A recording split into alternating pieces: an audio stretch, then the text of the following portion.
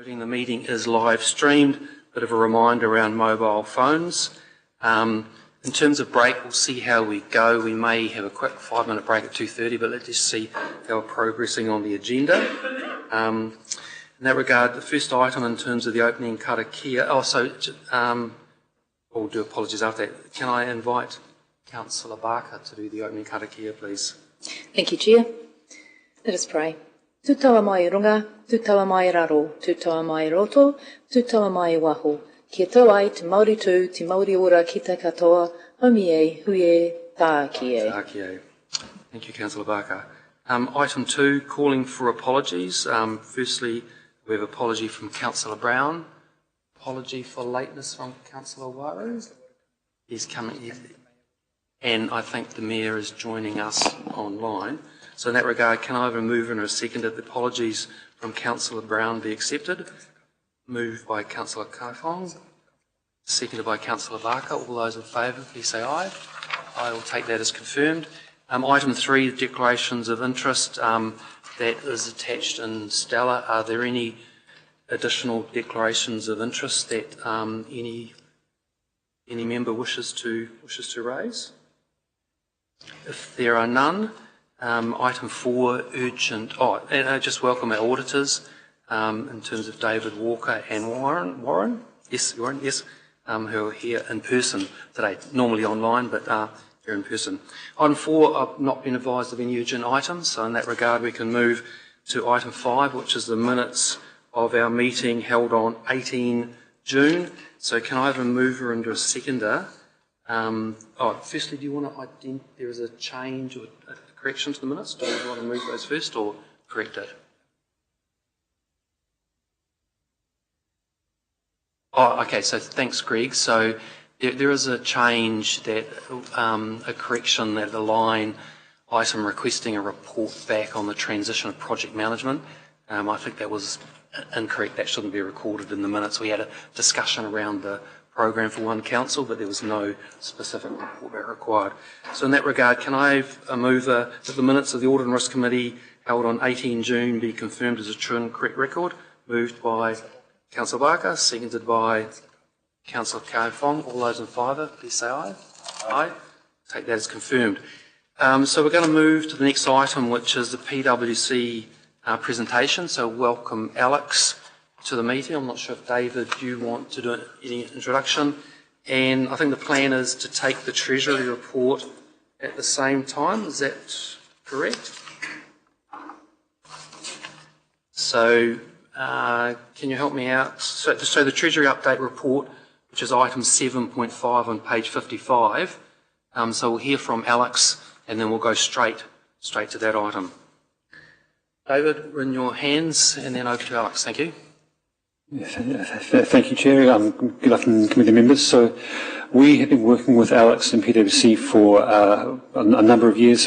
Alex is our external Treasury advisor, he's a partner at PwC and an important member of our Treasury Management Committee. We meet on a bi-monthly basis to discuss Council's current positions, our forecasts, and together we strategise on where we should be positioning ourselves in terms of our borrowing, our interest rate positions, and making sure we leverage PwC's expertise. But I'll hand over to Alex to cover his presentation on our Treasury Management update. Thanks, David. So approximately 20 minutes, but do you want questions as we go through, Alex? Are you happy with that? Yep. Happy to take questions you. as we go. So, look, for those of you who I haven't met before, nice to meet you. Thanks for having me here. So, as David mentioned, I've been working with Council for quite some number of years now, and work more broadly with around 35 councils across the country in terms of the Treasury management activity, and what that represents in terms of the sort of kind of portfolio of sort of borrowing and debt and interest rate risk management that we're supporting is around 80% of all kind of council debt. So at least we like to think that we've got some insight in terms of what's going on across the sector here. So I've got a bit of an agenda today to talk through, and I guess the first item is really a bit of a scene setting in terms of what's it about in terms of the Treasury management activity and how does Council position itself and consider itself in terms of both the statutory obligations that it has, but then also the Treasury policy document, which is the combination of the liability management and investment policies. Then also a bit of an update and outlook in terms of local water done well and what that means from a Treasury management perspective, and appreciating the decisions that you've made, and there's a bit of a runway there in terms of the multiply owned CCO that you're contemplating, some of the Treasury considerations around that, and again drawing on some of our observations from others in the sector who have different models that they are looking at in different timeframes as well, and just sharing some insights there in terms of what you might want to be thinking about between now and 2028 and beyond, and then wrapping that into the current status. So where are you currently positioned in terms of your borrowing limits, your Treasury policy limits, your liquidity, your interest rate risk management? Very happy to take any comments along the way here as well. Treasury management is really sort of defined and kind of outlined in the Act, and a couple of kind of key sort of paragraphs here that we like to point to from the Local Government Act is around the prudent stewardship and efficient use of resources. And I think that the important thing that I'd like at some point, maybe when you get a printout of this, is to consider how this sort of relates to your forward planning around that waters CCO as well. And some of those kind of comments there in terms of the future management of the assets as well.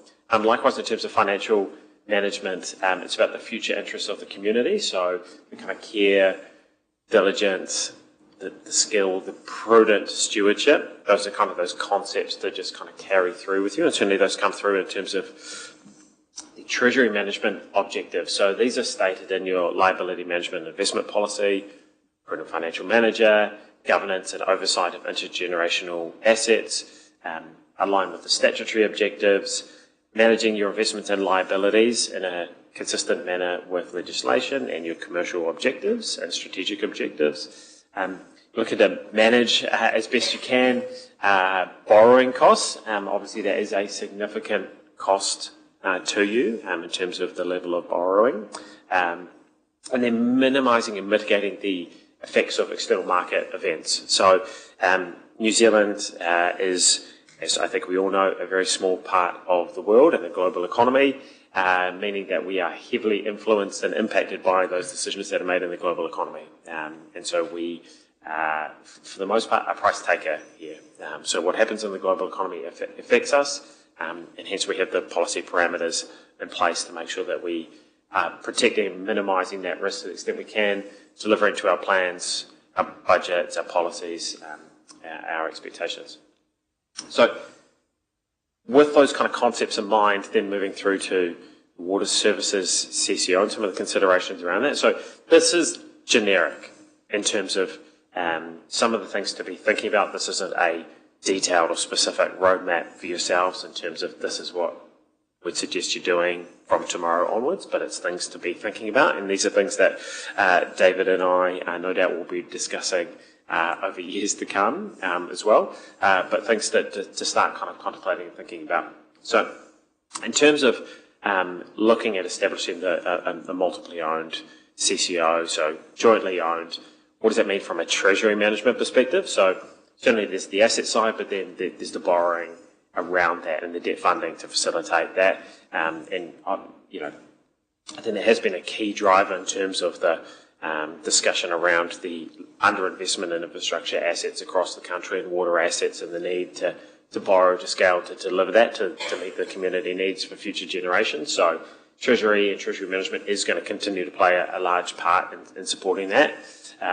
So what we're sort of encouraging here is just that kind of open and flexible decision making, but that continuous discussion and communication with your partners here as well. So making sure that there's a joined up conversation around how to take things forward over the next few years. So if 2028 is the date that's in the calendar for the transition, then how are we setting ourselves up between now and 2028 to make sure that we're preserving flexibility and we're not making decisions in the in-between time that are going to make that a difficult time.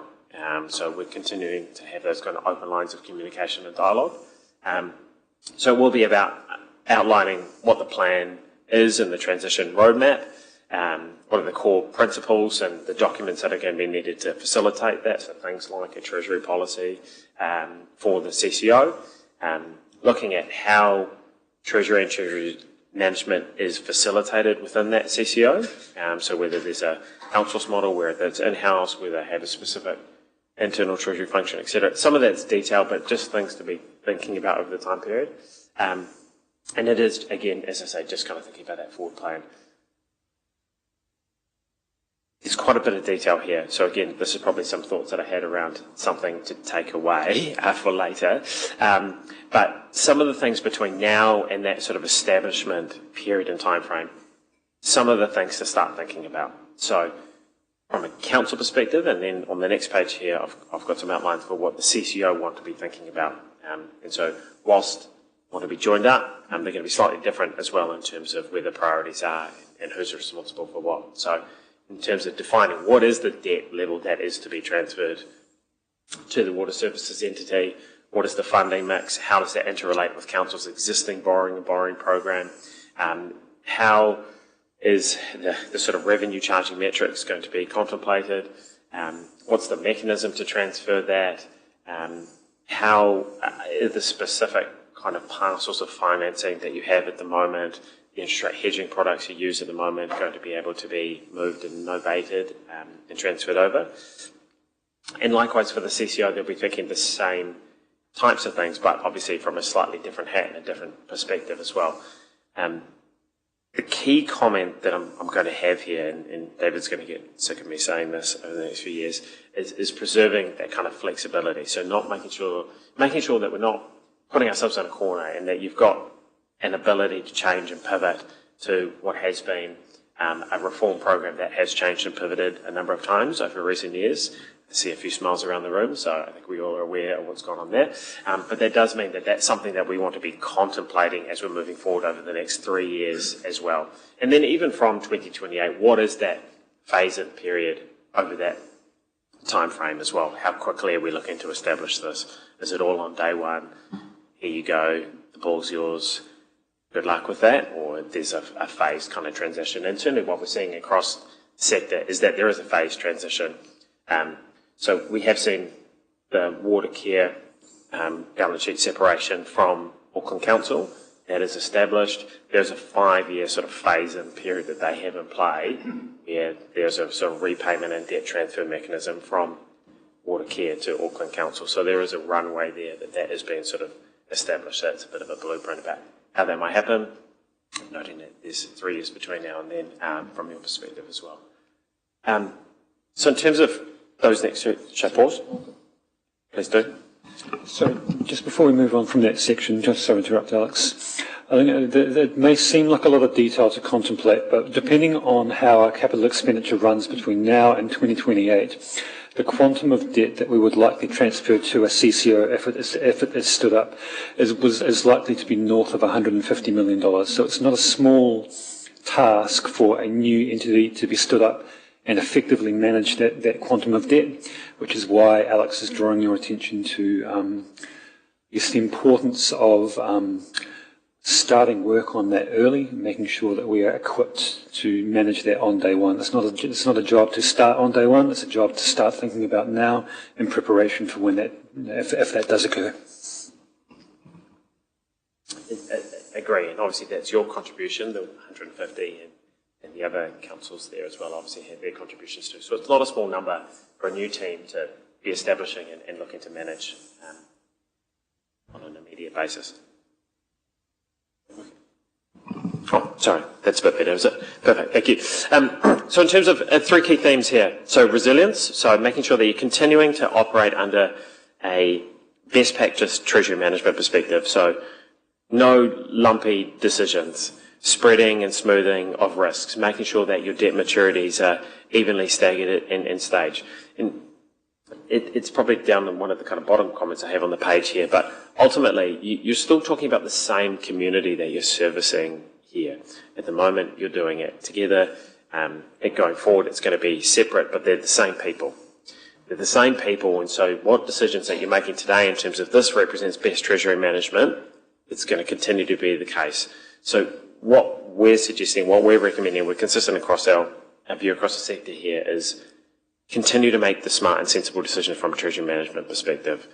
No kind of gaming the system. It's continuing to be, these are the right things to be doing in terms of delivering to our plans, our policies, our budgets, spreading and smoothing risk, not taking excessive kind of positions in any one kind of point in time. So making sure you don't have too much debt in any one particular point in time, particularly not in 2028. Making sure also that you're maintaining adequate liquidity buffers, so that's that access to capital as and when you might need it. Keeping that flexibility in mind, so when you're thinking about fixing your interest rate risk and interest rate hedging, making sure that you're using products that can be transferable, and so that is things like interest rate swaps, which you do have in your portfolio, and those have an ability to be novated to a new entity as well.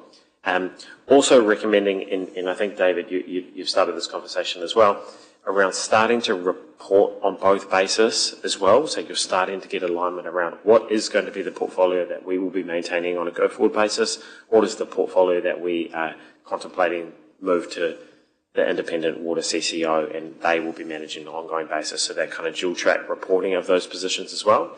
But making sure that you're keeping all your stakeholders informed here as well. The LGFA is going to continue to be a very key stakeholder regardless of what happens here, and they will consolidate. So in the way that you're currently managing your borrowing covenants with the LGFA and likewise with the rating agency, that's going to continue to be the case with the CCO as well. That will be consolidated from rating agency's perspective and from the LGFA's perspective. So again, that goes to those same principles around the sensible treasury management decisions today continue to be sensible treasury management decisions you should be making over a forward-looking basis as well. Stu, you probably want to, so that people online can hear you. Yep. Beg pardon. So what you're saying there, Alex, is assuming that the CCO structure that you go into, you also support your piece of debt through either a guarantee or issued an unpaid capital. Correct. In order to maintain the LGFA funding.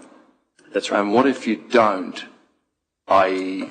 if you don't want to you want true separation, are you seeing that discussion out there with the councils in relation to these mixed CCOs? Because that's the definer of whether or not you're going to still essentially have your ratepayers on the hook for the debt going forward or not.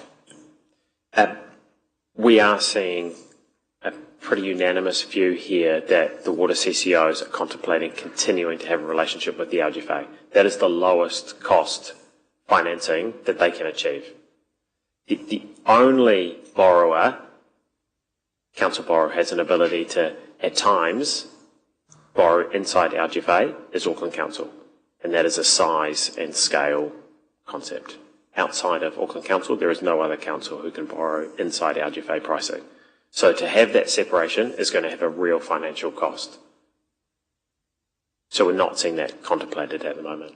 We're seeing councils consider the water CCOs that they are looking at to maintain consistency in terms of membership with the LGFA. Every council in New Zealand, including now the Chatham Islands, is a member of the LGFA. So what that is saying, and this is a really, really important thing for the consideration for the new council coming in post the DIA's consideration of the water initiatives and responses, is that if you are agreeing to a CCO mixed and you want to continue to have the LGFA funding, you will be providing support that will be consolidated. So it won't be, you're not off the hook. That would be a very fair assumption? Yeah. Yeah, it would. So that would continue to be essentially status quo from a financial reporting perspective from what a rating agency and what the LGFA would look at. The LGFA is contemplating having a separate ratings, borrowing covenants mechanisms for the water service entities to make sure that they can have access to the appropriate leverage for the investment they need to make in infrastructure. So that is a difference versus what the current borrowing covenants are going to be on council, but there will still be that linkage between guarantee and uncalled capital between the two. Conscious of time. Here's what a roadmap might look like. We don't need to get into the weeds of this today, but you can see that there is a number of kind of work streams that would need to occur. So this is relatively compressed in terms of if you were to park things for a couple of years and look to do it between 27 and 28, here's how some of that transition would function and operate, and where those tasks and responsibilities might lie. Probably detail for another day. So given that context of what the Treasury policy objectives are, what the statutory framework says, what you're contemplating with the Waters CCO, and the decision-making that you should continue to be thinking about and the best practice to continue to be adopting between now and that transition date, where does that leave you today, and where are you today? You're compliant across all your policy parameters. So you have that spread of funding maturities, you have interest rate risk and the fixing of the risk of the OCR and BKBM moving to PM. We'll find out what happens with the OCR. Moving, you also have that fixed and hedged to a high degree, particularly in the near term, so that provides you certainty over your plans and budgets. You are looking at a need from an interest rate fixing position to layer in to further forward-dated interest rate fixing to protect a minimum level of cover. So making sure in those future periods around that sort of 5-year space that you have a minimum level of interest rate fixing. We have recommended an interest rate fixing strategy to the management team here, this one here. So to looking to continue to kind of preserve and provide that continuity in terms of protection against adverse interest rate movements. And what we have seen in terms of interest rate movements lately is that they have, interest rate had moved a very good deal lower in a short space of time. This time last year, the OCR was 5.5%. 201 today, it'll be 3%. I'm calling it. So the OCR will be reduced from 3.25 to 3% at 2 p.m. today, which does mean that we have seen 250 points or 2.5% of monetary policy easing within a 12-month period, which is quite material. The extent that that continues to fall further is really a story around inflation. And inflation continues to press uncomfortably towards the top end of the Reserve Bank's 1 to 3 target band, closer to 3 than it is 1. Therefore, the likelihood of further substantive interest rate declines from here, from the Reserve Bank's perspective, looks limited, meaning we're here or hereabouts in terms of where the OCR is going to be landing. And again, therefore, not a bad time to be thinking about layering into additional interest rate fixing. Your policy requires it, but also the market opportunity is such that this makes sense as well in terms of there's not much more value to be captured here. The market is pricing and expecting what is currently in place from the Reserve Bank. So Alex, sorry, you mentioned you're working through that layering strategy at the moment with David. So that advice has been taken on board. There's no points of conflict or disagreement that should be escalated? Through the chair, no, there's not. We're working through just through the, we've received the advice and considered it, and we'll be actioning it. Actioning it. Thank you. Sure. And that's in particular at the moment towards the likelihood that in September we'll be in breach of one of the interest rate. Now that's going to fall after 2028. So I've got two questions for you. And look, thank you, David, for on the Treasury report, that comparative on page 58. I love it. Thank you so much. It just gives such a lot of context in looking at the overview. But in 2028, we're looking to have 590, 600 million of debt. You're saying take off 150 of that if you properly separate. And are we managing that on that basis at the moment in terms of the advice? Do we still breach with that in mind? Or is September something that you think should be reconsidered in terms of the policy?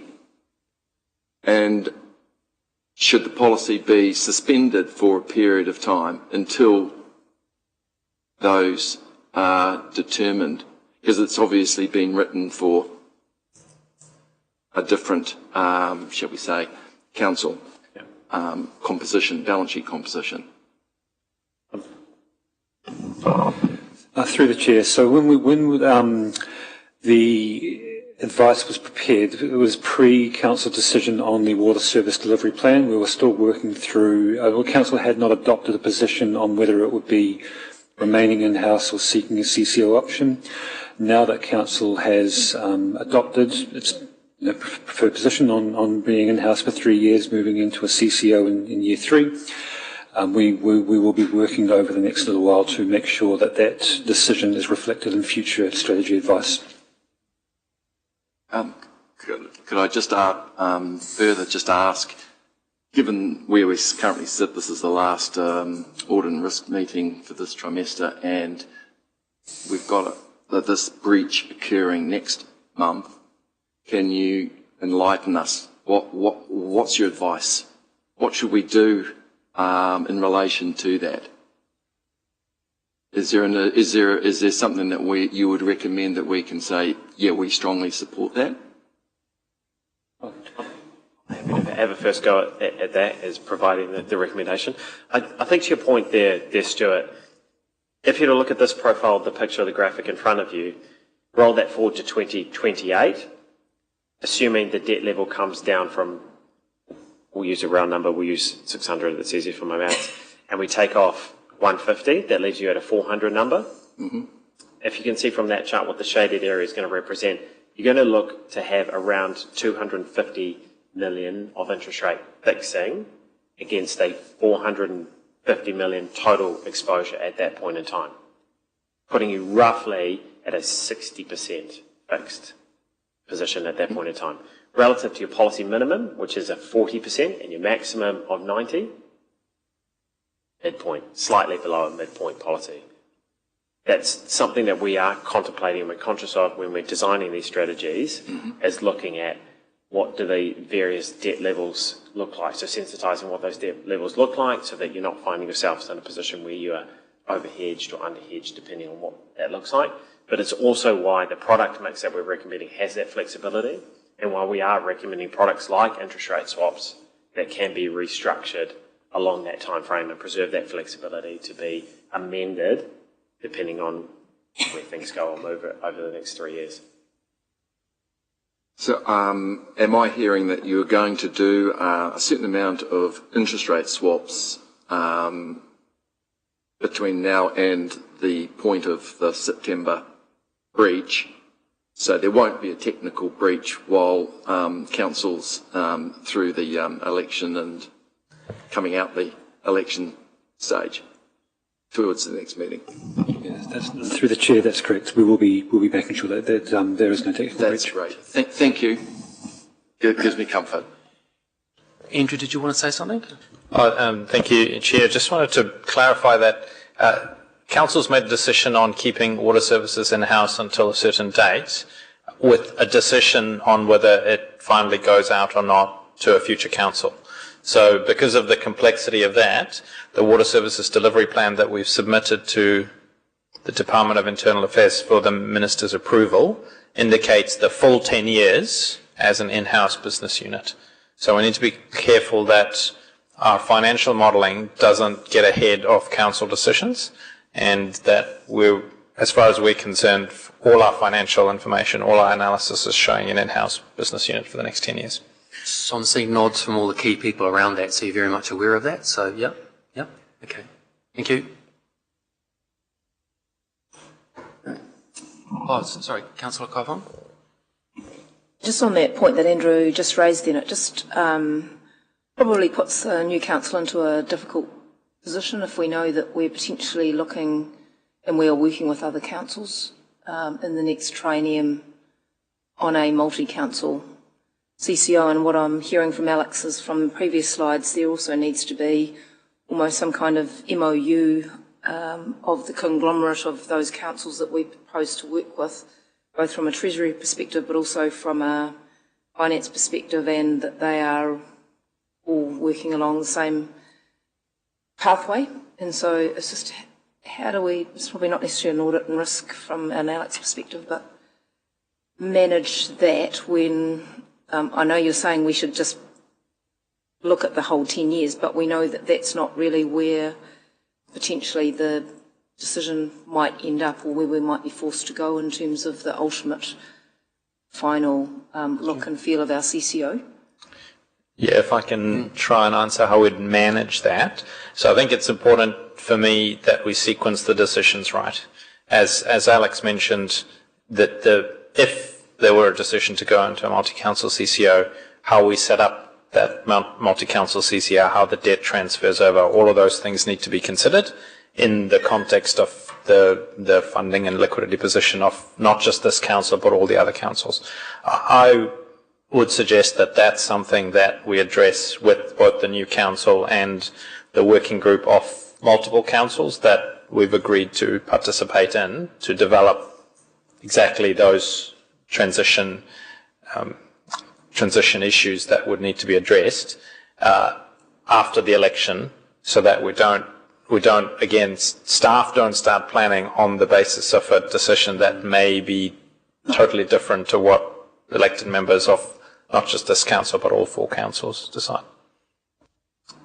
Answer your question, Councillor? Yeah, I think so. I suppose it would really just depend, just having a bit more clarity around the timing, and if we are going to go into this sort of working group, I'm going to call it the working group of the conglomerate of councils, that we have some kind of, I suppose, memorandum of understanding about the way in which we're going to be going about some of these things. And because I'm hearing from Alex that really, if we were going with this at the moment, we should be starting from day one doing this work now. So it's just I think the key point from C is staff shouldn't get ahead of council decisions. No, we shouldn't, but what I'm saying is that I think we need to be thinking about what is the work program, what's the work plan about how we manage our relationship with the potential discussions with the CCOs about how we might or might not be working together is what I'm just concerned about.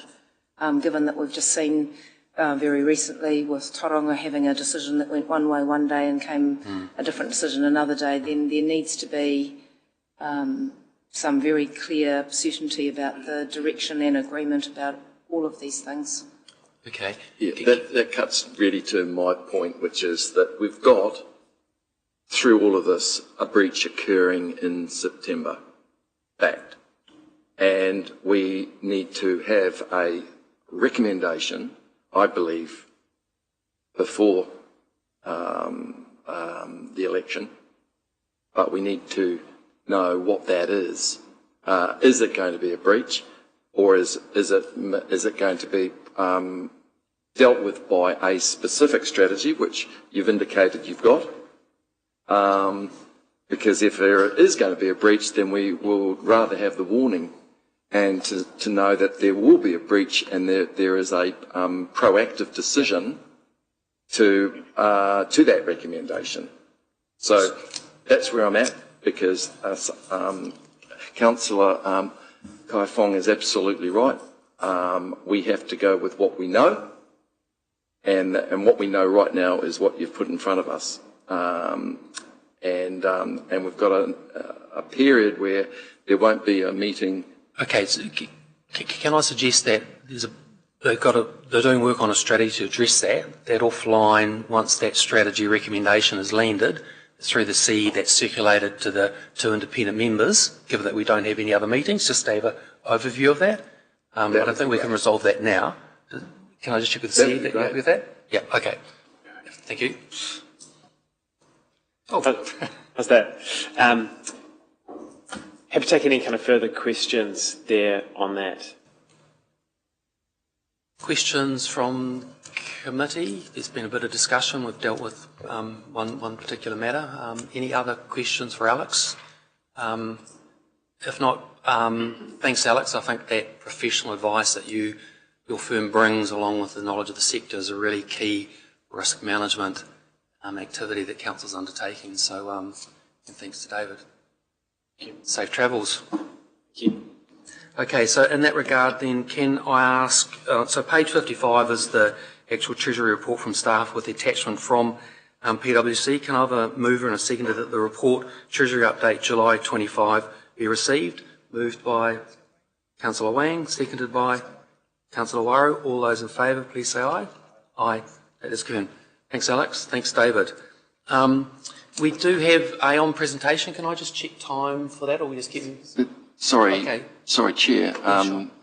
So the action item that was agreed? The action item was agreed that the strategy that will be recommended will be circulated from the CE to myself and you for information, for any feedback. Fantastic. Thank you. Cool. So we have a presentation from Aon. This is just an update on where the insurance renewal is at. David, do you want to quickly introduce that? And I think online we have Matthew from Aon, as I understand it.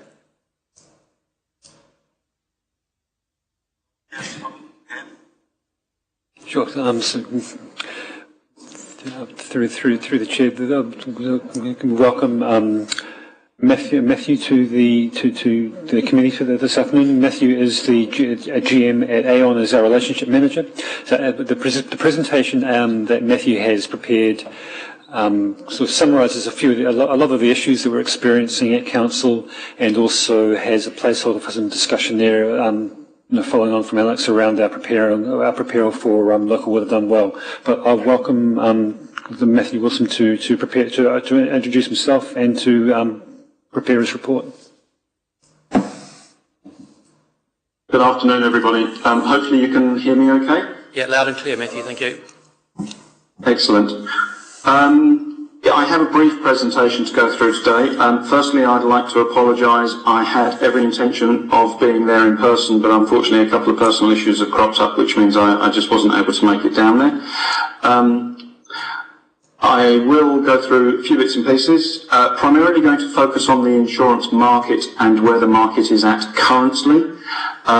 This shouldn't take too long, and for once we have some good news stories, but I'll come on to that in a second. So if we could just go to the next slide, please, whoever's driving down there. You've probably seen all of this before. I'll just quickly cover this off. Aon is a big player in the local authority space. We have a significant number of councils. As such, we have a dedicated team of people who look after the local authority sector. That's just a brief overview of who we are.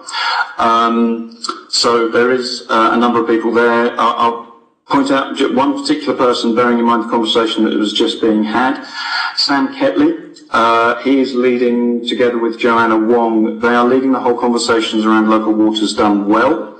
And I'll come on to that a little bit later on in the slide, but in the presentation. But there is lots of conversations taking place in that space, as you can imagine, from an insurance perspective and considerations therein. So if we could go to the next slide. I'm more than happy to take questions as and when they come up, or we can save them to the end. I hate for this to be sort of death by PowerPoint, so please feel free to sing out. And I apologise, Chair, if I don't follow the appropriate protocol and go through you when answering. It's a bad habit I have. What we're going to talk about today is update on the market, give you some updates on what our renewal strategy is going to be. I'll cover off some changes to the FENS levies, the old fire service levies, briefly. I won't go into those in great detail, but again, it's largely good news for you. And then I've only got one slide on local waters done well, and I'll cover that when I get there. So if we could go to the market update, please. Where are we at in the market? We have been in possibly the hardest insurance market for about the last 7 years. I've been doing this for getting on to 20 years in New Zealand. The last 7 years have probably been the hardest market cycle that we've experienced. There have been a number of factors for that, but because it's a market, it is cyclical, and we are coming out of that hard cycle. And again, there are reasons behind that. There is an increase of available capital in the insurance markets. Even though there have been some large losses recently, insurers are starting to make money. Whereas 12, 18 months ago, we were struggling to find capacity to get you fully placed for your major property programs, such as the infrastructure, which is the below ground reticulation assets, and the property program, your above ground assets. We are currently in a position where there is, I won't say an abundance of capacity just yet, but there is more capacity than there has been. There is more capital going into the market than there has been. And that is taking into account the impacts of some of the claims that we've seen in Europe, the USA, wildfires, etc., etc. So the comments I'm about to make take all of that into consideration. So we're in that soft market cycle, which is good news, because what a soft market cycle means is we have increased competition. Insurers are all looking to retain the existing levels of cover that they have, or the existing levels of capacity that they have. They are aware that other insurers are looking to do the same thing. Therefore, we get into a supply and demand conversation. And because we have an increase in available capital, that means we can start to pick and choose the best priced capital for you. So it has shifted 180 degrees from where it was, say, 18 to 24 months ago. That ultimately leads for you to be able to see benefits in terms of lower premiums. We are looking at reductions this year. So it is a good news story, and as I say, we've been in this hard market probably for 7 years. If we could go to the next slide. So again, what we're talking about here is current pricing trends. If we focus on the major spends that you have, the major spend on your insurance program is your material damage, business interruption, your above ground assets and your infrastructure. I will deal with the liability programs separately because that is the only part of the council program which is out of sync with the rest of the global markets. So what we have here is pricing is improving. The claims environment has been relatively benign over the last few years, which leads to more competition. Motor is easing, and I'll cover off some of these in a little bit more detail. Motor is easing. Capacity is there. Limits, you'll see I've got a section there for limits. The last couple of years we've had to take what we have been given by the insurers because of those constraints in the markets. Now the boot is on the other foot. We can start talking to insurers about, okay, well, you put this limit on the policy last year, we want to take it off this year. So we are in the process of doing all of that, and there's a slide here which talks about the insurance, the strategy that we're having for the renewal. I was talking to an underwriter a couple of weeks ago, and things are moving quickly from the insurer's perspective. There is more capacity, more competition. As I say, this is a good news story for you. Underwriters, there's a bullet point there for underwriting. Underwriters are being more flexible. They may have said no to stuff previously. They are now saying, yes, we will consider it. That then leads into enhanced cover for you, conversations about deductibles, what can we do with those, some of the policy sublimits we might be able to remove that were on the programs before. So it is all just very positive. We go to the next slide, please. This is an overview, again, of the Pacific market, the Asia-Pacific market. Colour-coded, green is good, orange is not so good. That slide or that segment 12 months ago would probably have been red and orange. So you can see there that we're talking about an overall softening of the market conditions. Pricing for everything other than the liability, I must stress that, and we'll come to that in a second, is getting to be somewhere between -10 to -20% on rate, and I'll talk about what that means in a second. There's abundant capacity, underwriters are being more flexible, we can look at higher limits, excuse me, deductibles, we can discuss those with insurers, and also coverages. These are the conversations we'll have with the insurers. That was produced in Q2. If we can go to the next slide, please. This is, again, the Q2 one, but for New Zealand. So it goes into more detail. You'll see there, if we look at the property one at the bottom, it says pricing sort of -1 to 10%. My expectation for your above-ground property program is we will be likely to achieve somewhere in the region of -20% on a rate. Now, what that actually means is your premiums are calculated, simply put, your premiums are calculated by taking your total sums insured and multiplying those by a rate percent. That gives you the premium. There are other factors. That's just a very simplistic way of explaining it. If your values go up, your premium will go up even if the rate stays the same because it's based on the values you declare. So what I just want to be clear, when we say the expectation is there could be rating reductions of -20%, if your values go up by 10%, you're only going to see a 10% reduction in your premium.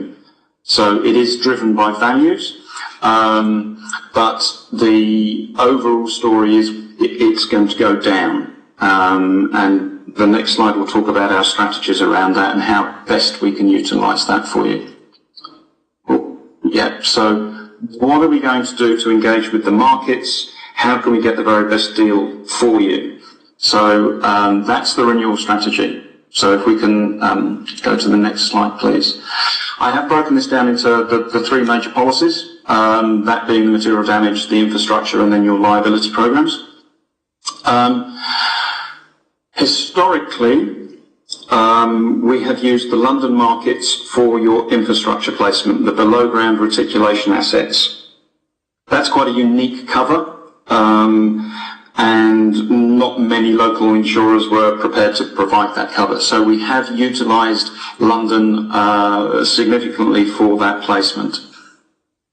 With the softening in the market, we've not utilised London for your above-ground placements before, so your normal material damage placements, because they were not able to meet the level of excess that we have on the programme locally.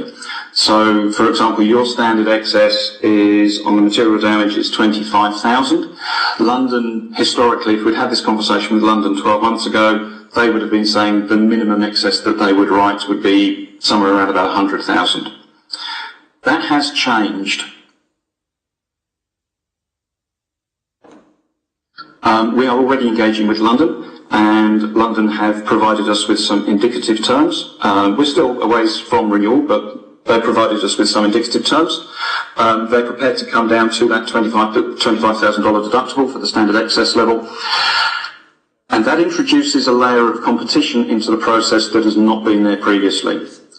The New Zealand insurers who knew London wouldn't participate in these programs when we were in the hard market knew that their positions were relatively safe. However, now we have the London markets coming in. We're also talking to some Singaporean markets and some Australian markets. We are hopefully going to be in a position where we create overcapacity. And what I mean by that is we need to buy 100% capacity for you. To insure everything, we need to buy 100%. If we can get 120 or 130% capacity by approaching multiple markets, then we are able to pick and choose the best pricing for that capacity, which ultimately leads to lower premiums for you. A similar process will take place for the infrastructure program. And again, the objective is to create overcapacity, oversupply, if you think of it that way. I'll talk about the liabilities in a second. Next week, a team of us leave for Singapore and London, where we will be doing multiple presentations to the markets for your material damage, the infrastructure, and also the excess layer liability placement that is done. the liability market for local authorities is still difficult. However, I was incredibly heartened to hear the comments that were made, that came out from MB the other day about the potential removal of joint and several on building consenting issues, the requirement for building companies to have certain levels of cover. I haven't had a chance to go into it in great detail. I think the devil will be in the detail. But the reason that liability insurances have been difficult for councils is that you are seen as the last entity standing. The builder can come in, do what they do, make a mess of it, go bust. Somebody's got to pay. Courts historically have looked at councils as having a deep pocket, and the buck stops with you. Therefore, there have been a number of claims over the years that have ended up with councils, where councils have had very limited responsibility in the process. These proposed changes look to address an awful lot of that, and that will be good news from an insurer's point of view. I know they are a ways off, and there will be a process that we have to go through to fully understand that, but that is a positive step, because the liability placements for councils are still probably the single most stressed part of your programme. I've mentioned that we will expect to see rating reductions for pretty much everything else that you buy, including material damage infrastructure, motor, etc., etc. The one that I can guarantee you won't see a rating reduction on is your primary layer professional indemnity, public liability, and also the excess layer. Although the excess layer market in London has eased somewhat, I don't think we're going to be in the realms of seeing big reductions, but I think it will be hopefully pretty static. And there is talk, we've been talking to colleagues in London already, there is talk about additional capacity being available. That is a little bit of a watch this space one though at the moment. So that's a real quick overview of the market and a quick overview of our strategy for engaging with the market. We are confident you will see rating reductions for your material damage and your infrastructure. We are hoping to see improvement in terms and conditions, which we'll be negotiating with insurers. And I've been working in the council space, as I say, I've been in New Zealand for 20 years. I've been working in the council space for getting on 10, 12 years. This is the first time in a long while I've been able to say something like that, because the market has been so tough. We are starting to see that change. It is very heartening. Is there any questions on any of that before I go to the next bits?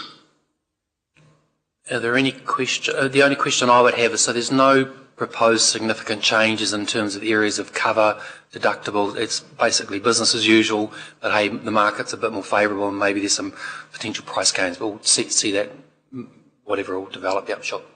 That's great. Thanks, David. So Matthew, you've got more to cover, or? So through the chair. Yeah. I've just got sorry, Matthew, I think to cover off real quick, but if we're pressed for time, they're not that desperate, to be honest with you. So if you've overrun, I'm sort of happy to leave it there, other than maybe mention something about local water's done well. Well, we are probably pressed for time, but if you want to quickly cover that, and then I think there's a question from Stuart. Yeah. Well, actually, you're going to hopefully answer my question in looking at water done well, and that is that with the separation of water infrastructure into a concentrated, we'll call it property asset group, what's your view on the weighting of premiums to that relative to a more broader, i.e.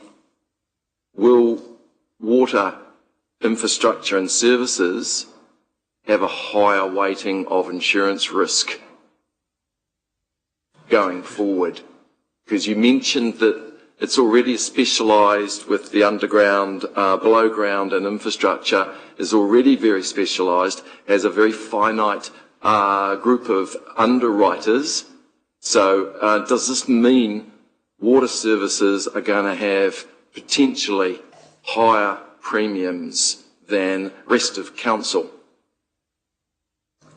My gut feeling to that right now is if we if we treat the infrastructure component, so the below ground reticulation assets, I don't see that changing, because they're already there, that's what they already are.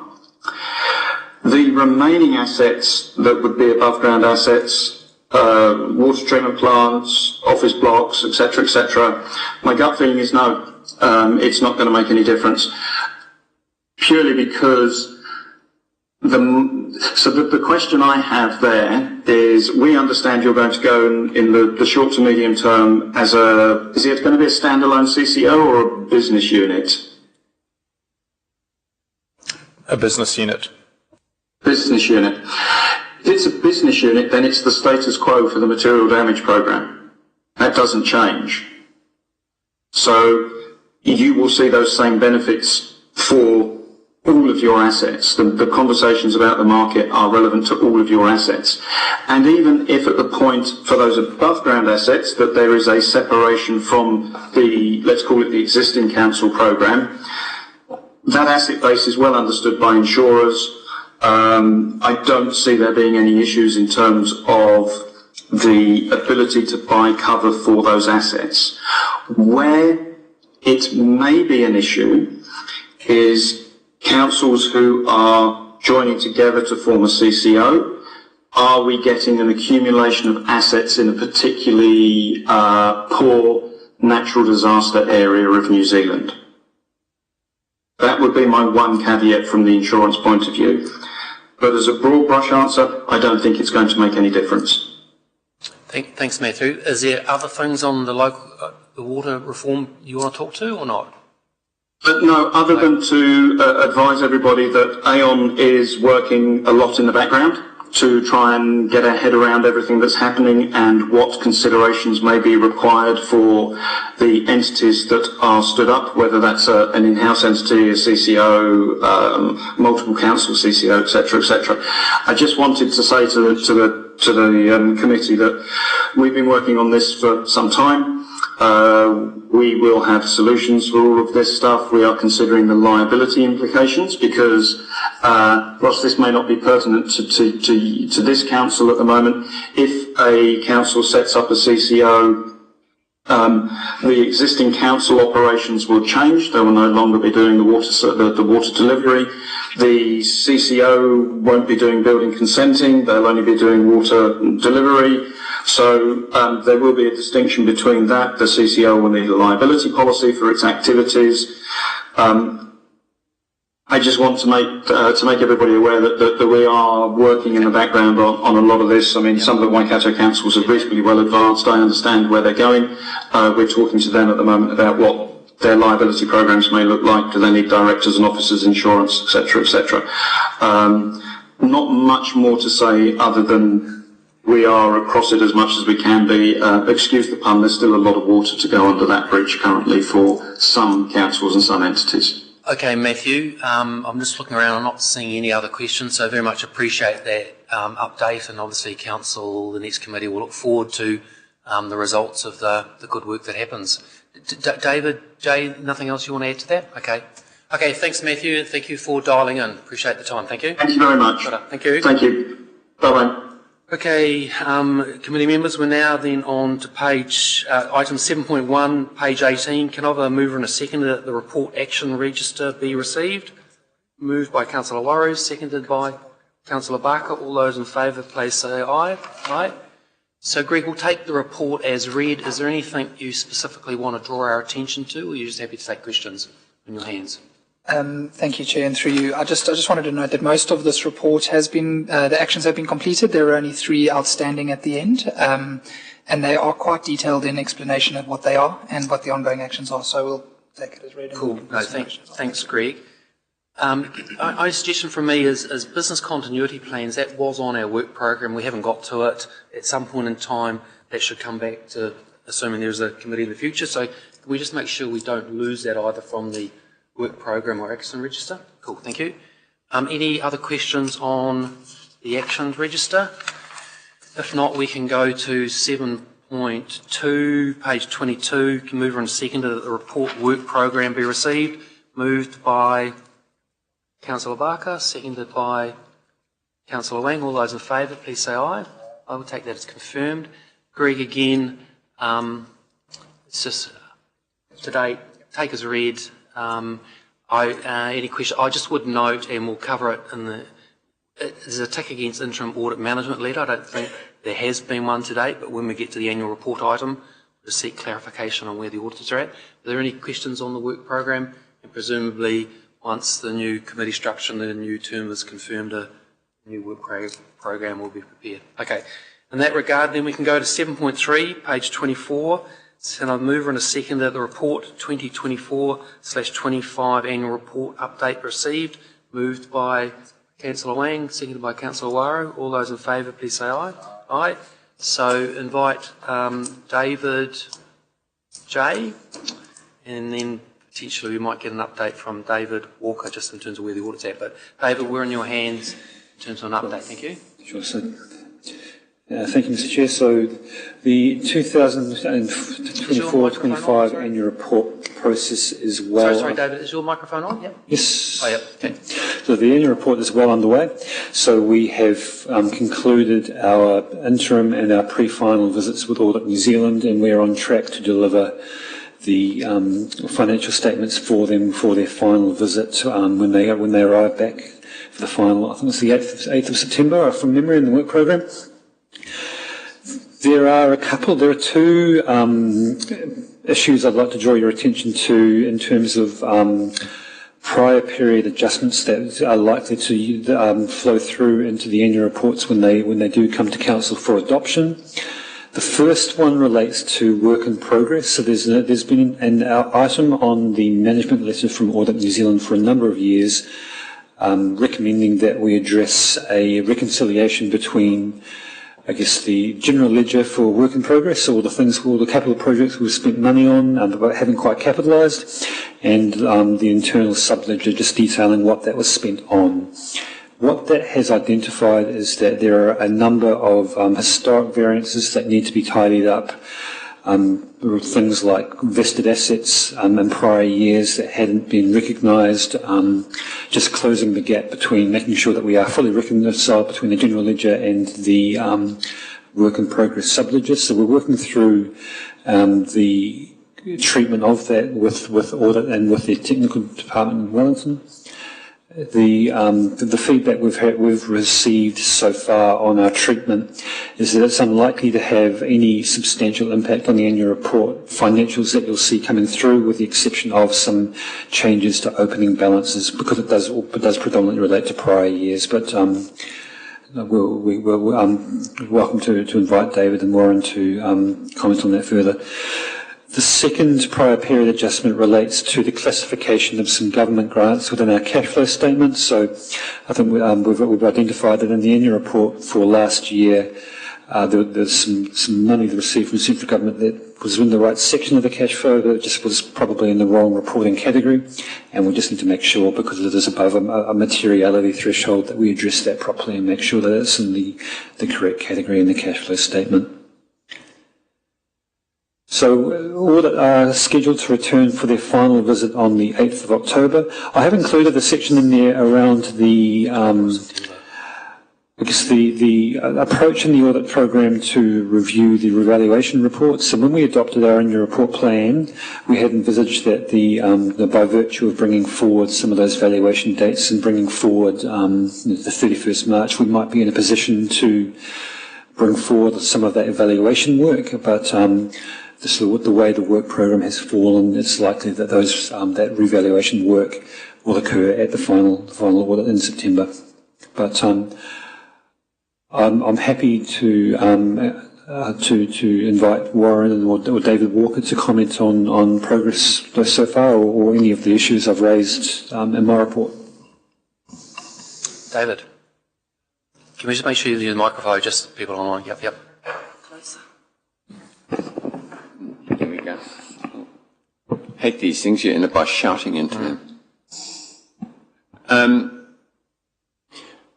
I'll talk briefly on the work in progress prior error, and then Warren, you might want to give a update just in terms of where we are on the current audit.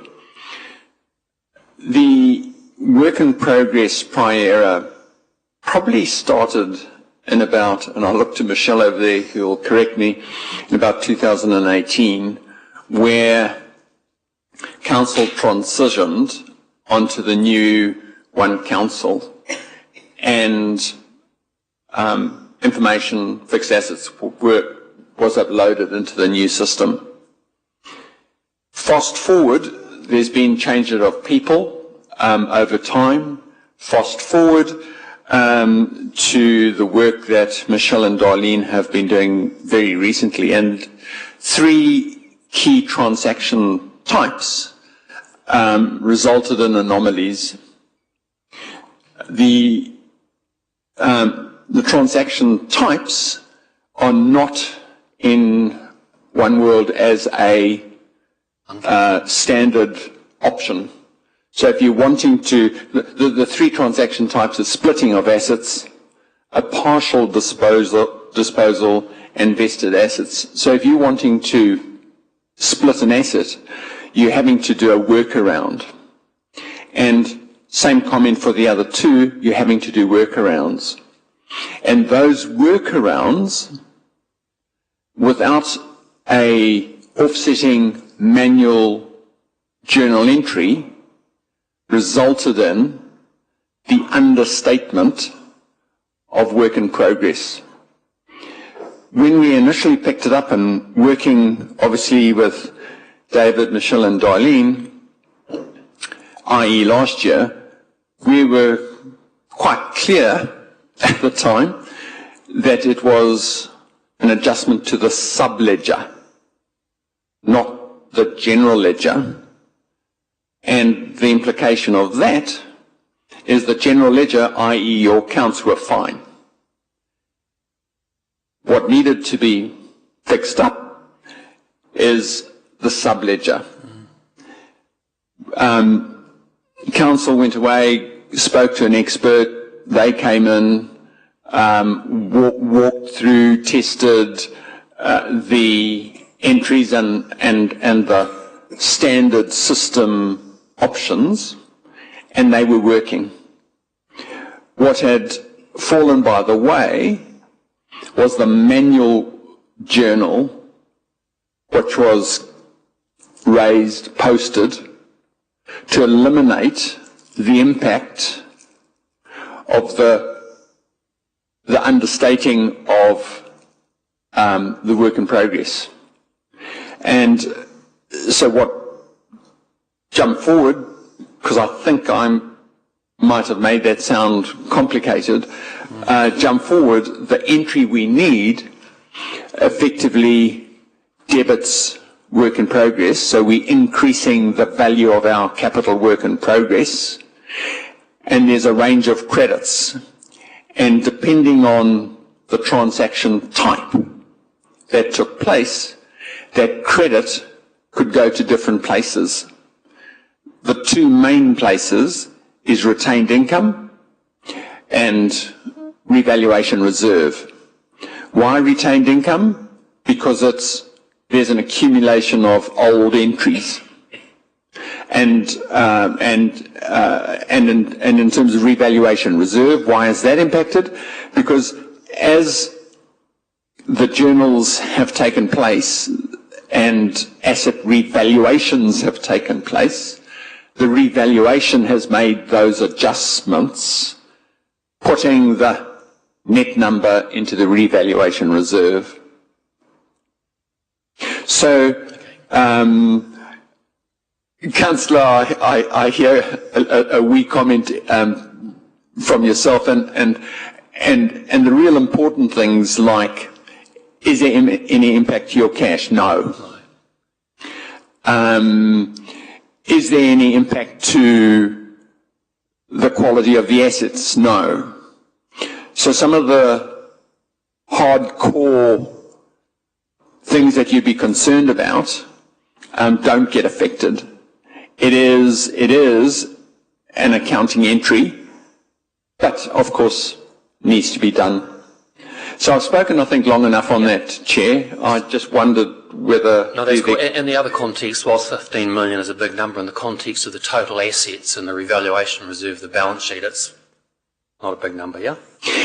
It's not a big number in terms of your PP&E. Absolutely right. Yep. The materiality that we use is, in fact, the lower materiality, which applies to all assets, including the income statement, that are not part of the revaluation stream. Okay. But audit and management on the same page in terms of the treatment, so... Correct. Correct, okay. Can I just ask then, just one other thing I wanted to pick up was the wastewater treatment plant work in progress write-off that came to this committee last meeting. The accounting treatment for that, have we landed on that and got audit sign-off on that accounting treatment? I've read the paper, that's the late submission paper, been through that, haven't had time to actually talk about it, but yes, what I read in here, I effectively agree with. Okay, cool. It's just earlier we can get sign-off on that, the better. Maybe if we just get an update from Warren in terms of progress of the general audit. Also, no interim letter, just are there any matters of significance you wish to raise with the committee, those sort of things, and then we'll take questions. Okay? Thanks. I can confirm there's no interim management report. Warren? More importantly, are there any issues that you need to make us aware of? That's any significant issues, so, yeah. Thank you, and through you, Chair. There were a few minor matters that were raised. Those were matters that we had previously raised recommendations on. We understand Council are working very hard to clear some of our recommendations, and obviously through our work we've had to re-raise one or two matters, but nothing significant. Okay, minor of nature. Thank you. Thanks. Minor of nature. Yep. In terms of progress, we are, as previously alluded to by David, we've got through to our David Jensen. We've completed our pre-final. We've managed to bring some work forward out of that final to take some pressure off the September visit. That's going to stand us in good stead to not only meet the statutory deadline, but also deal with any sort of matters that might arise throughout the audit.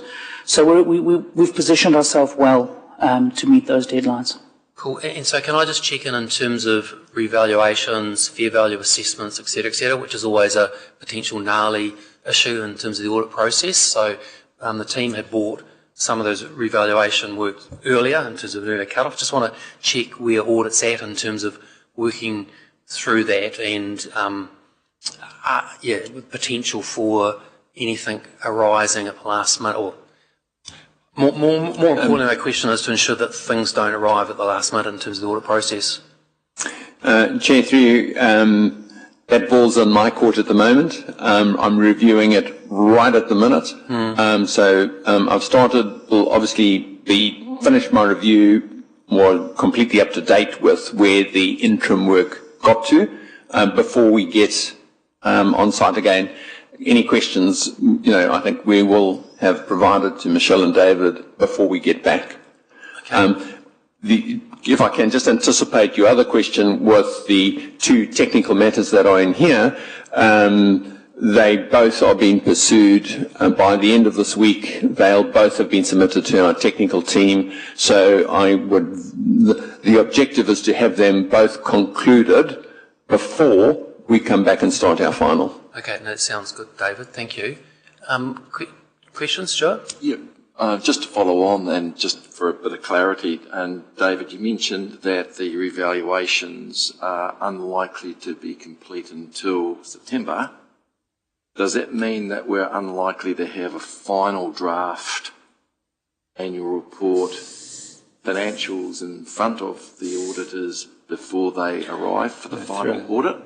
Sorry, through the Chair, just to clarify my point before, the revaluation work has been finalised.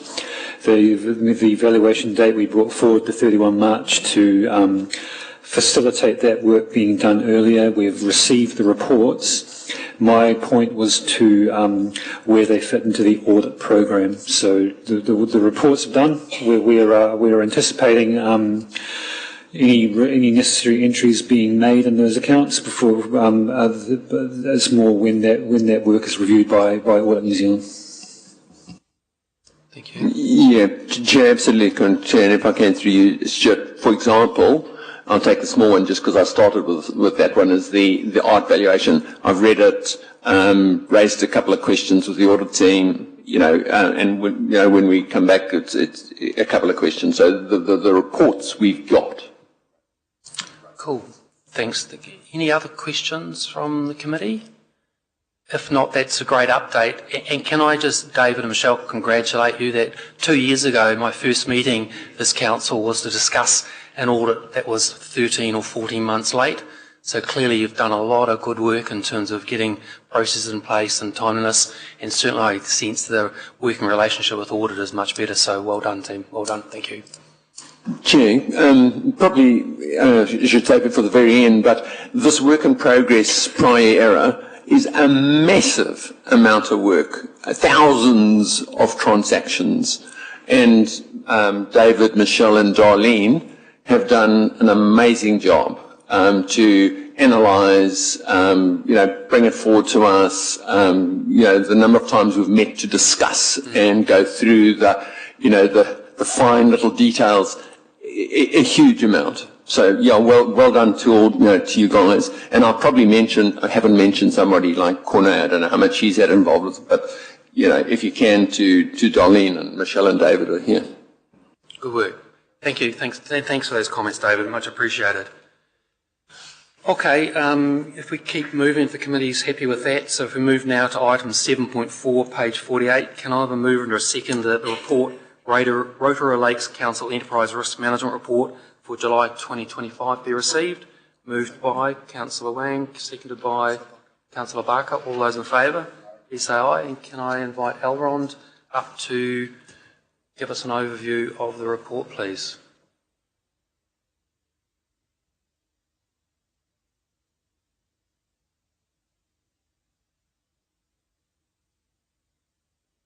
Thank you, Chair. Thank you, Councillors.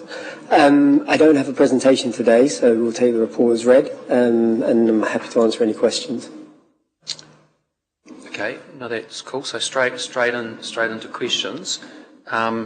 So Aaron, just one from me, just in terms of, I'm just trying to flick to the one-page summary, which is on page 54, which is a really great high-level overview in terms of summary. Just highlighting in terms of the risk matrix residual risk table, which is sort of at the top there on the right. It identifies that we have, in terms of, there are 9 high risks classified as high risk that are likely to occur. And I think that's something that, whilst it's great to get a high-level overview, that's an area that we, ongoing the committee, should have some visibility in terms of just understanding what those are, and particularly what mitigations are in place and what mitigations potentially should be in place to ensure that they're not likely to occur. And it might be a classification thing, but a cold read of that suggests that those 9 risks are actually going to eventuate to actually occur. And I don't think that's quite the case. But do you want to talk to that, please? Thank you, Chair. Yeah, absolutely. So those 9 risks, I mean, the likelihood of occurrence is, pretty conservative, and that's because the risks that they relate to are key things that senior managers need to kind of keep an eye on. They all relate to, the bulk of them are in legal and property. They're around our geothermal and infrastructure assets, aging assets, assets that we lease out. So, for example, our health and safety obligations that we maintain, they can, vary how they're interpreted depending on the tenancies and what have you. So although, we know they're likely to occur, the team does things like, routine checks to ensure compliance and what have you, but these are ongoing things that happen. Equally in my area, under capital delivery, one of those residual likely risks is the cost impact as there is movements in, materials and markets and what have you. So these can have significant impacts across the capital works program. We know they're likely to occur. We do have mitigations in place, but they're unavoidable. Yeah, I think that's a key thing, that you have the appropriate mitigations in place, and there are no mitigations that aren't there that potentially should be there to reduce to an acceptable risk level. So, okay, thank you for that. Do we have other questions of Elron in terms of the report? No? Councillor Warry. Thank you for your report. How is this done? Detail on the oh, there we go. I'm just going to have to get in Whaikōrero mode to do that. Just seeking a little bit more detail in terms of the IT risks. Are you able to expand a little bit more on that? I know you've got a little bit in here, just to sort of trying to get my head around that IT stuff. Thank you, Councillor, and through you, Chair. Yeah, where we've mentioned the IT risks in the report, this was the separation of the categories. So we used to have IT infrastructure, if you like, our kit, and cybersecurity measures as one category. We've actually split those out. So I can provide, we have a comprehensive enterprise risk register that we can circulate that outlines those. We have 180 risks on the register in total. Off the top of my head, between those two categories, there are about between 30 to 35 risks in there. That is an area of council that we're very confident is under control. The specific risks, like I say, I could circulate with a commentary if you'd like, but anything more specific than that, I'd need to defer to our CIO. No, I just thank you through you, Mr. Chair. I think that was more that, you're confident in that area was what I was really looking for. So, because I've heard of some horror stories around IT processes and things like that in other organisations. So.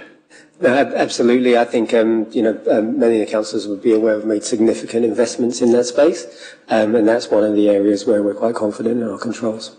All right, thank you. Okay, thanks, Elron. Mia Tanya. Thank you very much, and apologies. I'm needing to join by Zoom due to being unwell. But I just wanted to ask a question regarding the natural hazards and it being listed as very low, and it may need to have a response from JP or somebody else, just with Minister Chris Bishop's announcements regarding councils to stop all plan changes. And there are some exceptions. I just wanted to make sure that where we have listed it in there somewhere, so I'll pull that agenda up again, about having updated hazard mapping. I know that we're in the middle of consultation on Plan Change Act natural hazards, but I just wonder if with the quite urgent and significant change in direction from the government, whether we've considered any risk around that. If it was to not proceed, but then there turns out to be some sort of natural hazard problem that impacts either people or private property, but we didn't continue with the work. So it doesn't necessarily need an answer now, but I'm just wondering if that will be or is being considered at the moment. Thank you. CE respond. Yep. Yeah, thank you, Your Worship. Let's probably start just by distinguishing between the work that's being done by the plan changes is to mitigate both public and private risk, and quite a lot of private risk on developers and property owners who might want to invest in developing their property and want to be aware of those risks. So those risks aren't captured in the enterprise risk management framework, which is specifically around council assets and risks. So I believe the risks that we're trying to mitigate for the public and for private property owners through the hazards plan changes absolutely warranted, and that's the reason council is going through that process, and it will be a significant process. That doesn't turn up here in terms of our exposure to risks as an organisation. So that's the distinction. Thanks, Andrew. Does that satisfy Mia Tanya? Yep, I just am aware of things such as the high lake levels that have impacted millions of dollars worth of council infrastructure. So just raising it, but if Chief Executive's aware of it, that's fine. Thank you. Okay. Oh, Stuart?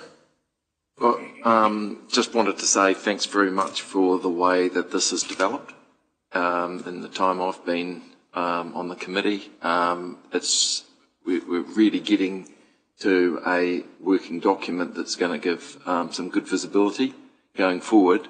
I like the chart on the matrix on 51, and it would be great improvement if we could, with those categories, especially where we're just giving a snapshot of those with extreme and high raw and residual scores, the responsibility. So it's obviously CEO's ultimate responsibility, but there's going to be senior leadership. At the end of the day, if somebody on legal and compliance is going to step up and talk about the 33 raw and 12 residual high scores, it's good to know who that is, in the sense of the position of responsibility. That would be my only suggestion, but thank you very much. There's been a lot of work gone into this, I know. Thank you, Ron. Thanks, Stuart. I'll just briefly state, Member Stewart, Member Henderson, just to say that I understand what you're asking for. It's sort of almost a risk category owner, but I think with the way the organisation is structured, we've got functional teams, and these categories don't map neatly to those functional areas. So, for example, in legal and compliance, there's a number of functional activities that actually fall into those legal and compliance areas, and that's why it's not quite so straightforward to map one to the other. And service delivery is another example, falls across a number of portfolios. And so down at the risk level, obviously we've got owners. When we roll up to the category level, it's hard to assign one person to each category. So that's the reason we haven't got it quite in that way. Well, I'm just, if some thought might be given to for the next committee, is that if that committee does want to do a bit of a deep dive into, for example, emergency management, obviously it'll be through you. So I guess that's you'll allocate whoever's going to present. Cool. Thank you. Okay, thanks, Stuart. If there's no other questions, thank you very much, Aaron. Appreciate that. So committee, can we move to 7.6? So that's on page 65. Kind of a mover and a seconder that the report tax compliance statement June 2024 be received. Moved by Councillor Barker, seconded by Councillor Waru. All those in favour, please say aye. Aye. David, we're in your hands. David and Michelle, thank you. So this report covers the 2024 income tax report that's been prepared by Tahi on behalf of council. So Tahi is a firm within the EY group who acts on our behalf for taxation matters along with our CCOs. I'll take the report largely as read, but what I'd like to emphasise is the attachment from Tahi shows that while council operates in a taxation environment that is non-assessable for income tax, its CCOs are not. And there are a number of adjustments between council and its CCOs that need to occur within the annual report process and the filing of the income tax return. It adds to the joy of preparing the annual report. Council does have losses brought forward of nearly $19 million that are available to the likes of the airport, Rotorua and Z by virtue of being CCOs. If those entities do make a profit, are able to be offset. And that is monitored on an annual basis. So there's a number of minor matters raised in the report just around the difference in deductibility of expenditure. They're all very small, minor amounts. And EY were able to file our return well before the statutory deadline in March this year. But I'm happy to take questions on either on the report or the attachment. Thanks, David. Can I just ask, with the transfer of Infracore in terms of, and presumably those assets have been transferred from CCO to council, have we taken tax advice just to ensure that that transaction or transfer is, from a tax perspective, we're maximising council's position? Through the chair, yes, we have. We engaged with Tahi very early in the process, so we took advice on not just the implication for the income tax perspective of Tahi, but also the GST implications of the transaction. So they were involved through the process. Thank you. Stuart? I've got a few questions, if that's okay, and just matters of clarification. But coming back to the Infracore one, given that Infracore is being unwound and it's got some substantial imputation credits, 5.7 million. So what is the plan around, is there a plan around preservation, or are they going to essentially get lost?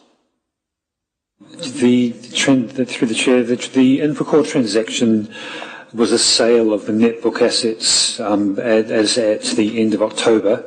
The company Infracore Limited still exists as a shell company while we work through those issues. So the intention is to wind up Infracore Limited through a process we're working through with our legal advisors. But we will be making sure that we take those they're not inconsequential amounts, and that we are working to make sure that we utilise those as best we can. Thank you. Did the review that Tahi does it cover the council's GST and FBT as well, or is it just purely focused on the CCOs? Through the chair, the report that Tahi provides for council is purely based on income tax. So any issues relating to GST, FBT, PAYE are separate engagements that council does periodically. So we have reviewed PAYE within the last couple of years. We are scheduled to continue that work and include GST in the upcoming year. And there's a work program envisaged to make sure that we are continually observing some tax governance framework there. But this report is purely on income tax. Okay, thank you. On page 72,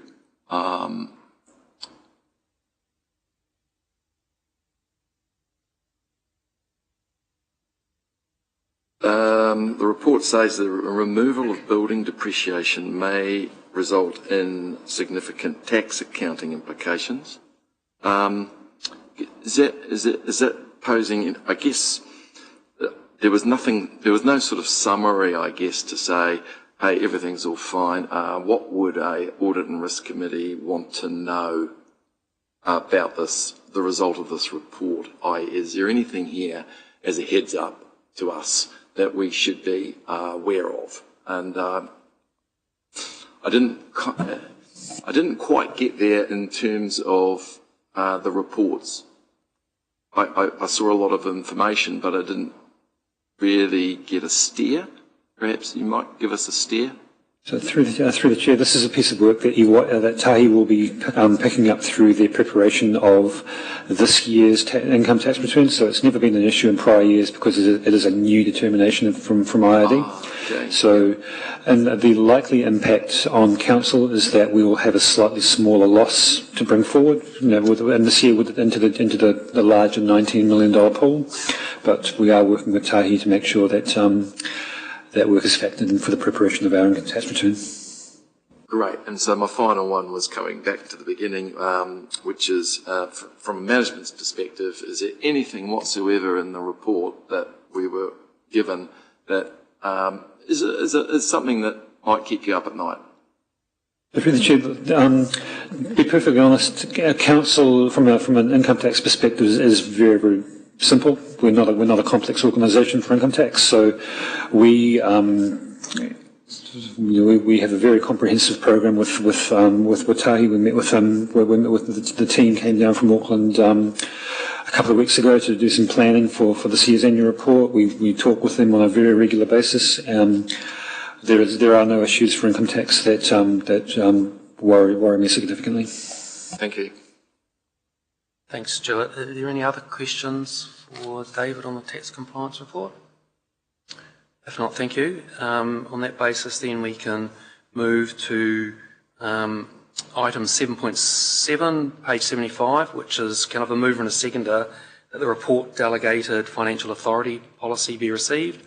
Moved by Councillor Warrow, seconded by Councillor Wang. All those in favour, please say aye. Aye. Take that as confirmed. David. The delegated financial authority policy is a policy that encapsulates the delegations that have been firstly assigned to the Chief Executive and then secondly assigned from the Chief Executive through the staff. So it has been a little while since this policy has been brought for review. I will make one small comment that there is a clause 4.1.1 that was identified yesterday that probably wasn't quite correct in the attachment in Stella. We've put a new version up this afternoon just to draw your attention to that.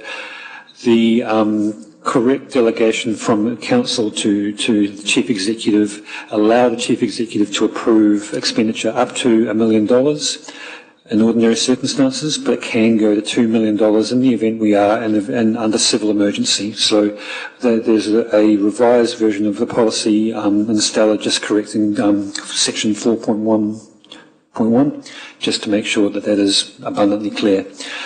What this policy does is provides a blueprint for staff so that there is no ambiguity that when they are executing business of council, that they are clear as to what their limits are. They are clear that what has been given to Andrew as Chief Executive, and they are clear to what Andrew has delegated to them and what their guardrails are in terms of what they are allowed to approve. So there's some categories there depending on the nature of the transaction and the nature of the staff member. Through that attachment there, but I'm happy to take feedback or questions on the report or the policy.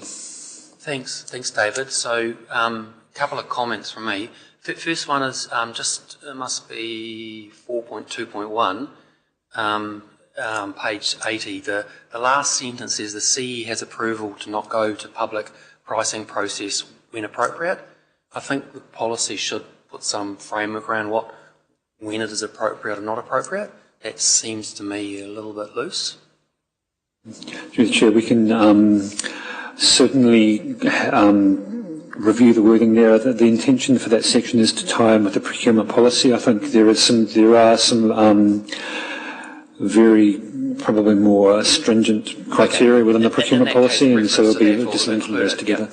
The other observation I had just in terms of the level of CE delegation is probably a bit lower than what I've seen in similar sized councils. So I was just going to suggest a useful piece of work might be to go and do a bit of benchmarking with similar sized councils and bring that back to either this committee or to council for consideration.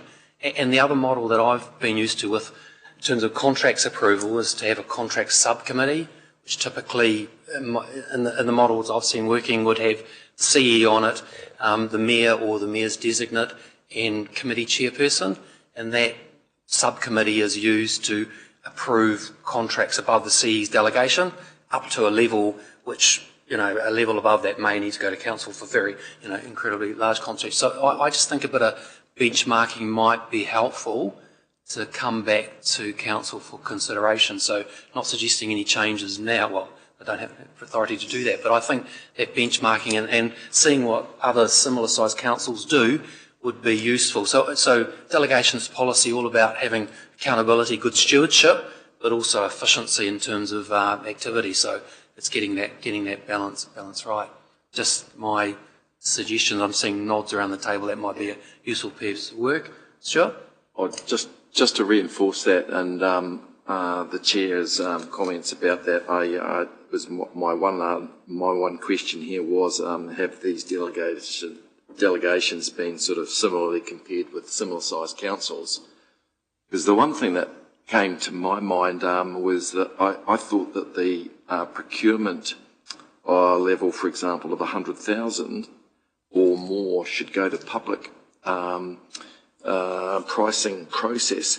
And I kind of thought that was quite low, in the sense that the economies of scale, the cost of public pricing processes, could outweigh the benefits in something, again, and that was why I thought, have you done a bit of a peer benchmark?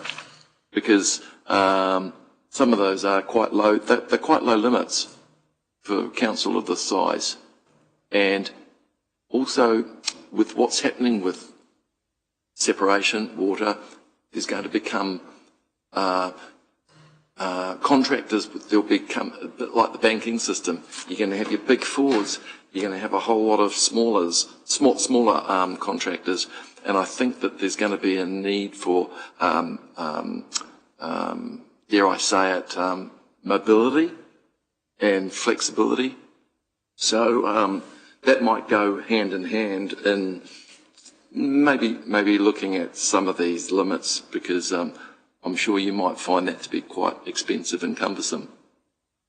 Through the chair, again, those limits with the approach to market are intended to work hand in hand with our procurement policy, but we're happy to consider that the next time we review that policy. Yeah. And so that benchmarking exercise might sort of see what others are doing and stuff. Yeah, so we don't need a separate resolution on that. I haven't seen nods around in terms of adding that as an action list. And presumably, Andrew, CEO, you're happy that that piece of work is done? Yes, certainly. I think if I recall, when the delegations were revised shortly after I joined, Council did indicate they were open to feedback on whether those were appropriate when the new council comes on board. So that's the time. Okay, if there are no other questions, councillors, committee members, can we move to 7.8, which is page 86, which is the internal audit program options. Can I have a mover and a second that the report internal audit program options be received? Moved by Councillor Barker, seconded by Councillor Wang. All those in favour, please say aye. Aye. And I'll ask David to overview the report and just foreshadow with the committee that I've got a proposed amendment or alternative resolution to what's in the report from management. But David, we're in your hands, thank you. So this report is a report that the committee has asked me to bring forward around internal audit program options. The report itself gives a bit of a background in terms of our current practice. So our current practice is to engage with external experts for limited assurance reviews where council feels there's an opportunity for improvement, or there's an area where we feel that we need to gain some assurance over. And the current approach is that is approved by management through the appointment of an internal expert. It allows us to set the scope within budget. It allows us to set the terms within, to address the objectives of what we'd like that work to achieve. But what I've been asked to bring forward are some options for how a internal audit program might fit alongside that. So you'll see there that there are three options essentially within the delivery of the internal audit or assurance independent function. The first is to remain with status quo, so maintaining all that external assurance work that we are doing and making sure that is done well. The second is to supplement that with partaking in a shared service internal audit arrangement, something like the Waikato LAS. So we have discussed what that might look like with them. It's a investment of between 50 and 120,000 per year, which would need to be factored in with the next annual plan. Or we may take a different option, which is option 3, and establish an in-house internal audit function with a dedicated in-house person and standing up a process which is probably a larger investment requirement of approximately 120,000, which again would require additional funding through the annual plan process. So the report, as it's set out, recommends that Council endorse our